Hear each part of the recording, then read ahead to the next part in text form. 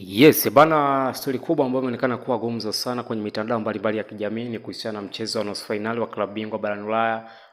UEFA Champions League ambao ulikuwa unacheza katika uwanja wa Emirates pale nchini Uingereza. Klabu ya Arsenal the Gunners, lakini pia ambao walikuwa wanakaribisha Atletico Madrid. Sasa moja kati ya sura ambayo imeonekana kuwa gumzo sana ni wachezaji wa Atletico Madrid. Tazama huzuni ambao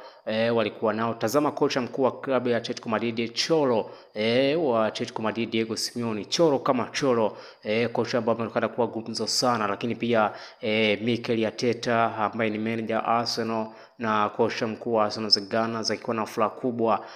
baada ya maneno mengi kuwepo kwenye mitandao mbalimbali ya kijamii, kitu ambacho kilikuwa kinazungumza Declan Rice, moja kati ya kiungo bora kabisa wa Arsenal the Gunners, na hii ni namna ambavyo ilikuwa inazungumza sana kwenye mitandao mbalimbali ya kijamii, kwa sababu Arsenal mara ya mwisho kuweza kucheza michuano ya UEFA Champions League hatua ya final ilikuwa ni mwaka 2006 dhidi ya FC Barcelona, na Barcelona ilipata ushindi mbele ya Arsenal the Gunners kuchukua UEFA Champions League. Wachezaji wa Atletico Madrid, Antonio Griezmann, namna ambavyo unamuona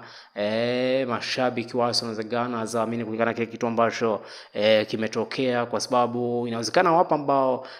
walikuwa wanaamini kwamba Arsenal isingefanikiwa kuweza kwenda hatua ya final, lakini Bukayo Saka, Florian, mchezaji wa timu ya taifa ya England au Uingereza, ni kitu ambacho ameweza kukifanya na kuweza kuisaidia klabu ya Arsenal kuweza kuifungia bao bora kabisa, goli zuri ambalo limeweza kuwafanikisha Arsenal kutoka kwenye hatua ya nusu final na kwenda hatua ya finali michuano ya UEFA Champions League. Mikel Arteta, meneja wa klabu ya Arsenal the Gunners, coach ambaye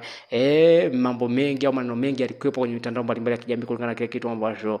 kinazungumza. Unaweza kusema kwamba Arsenal wamechukua ubingwa, namna ambavyo wachezaji wana vibe, wanashangilia, wachezaji pia vibe walionayo, mchezaji mmoja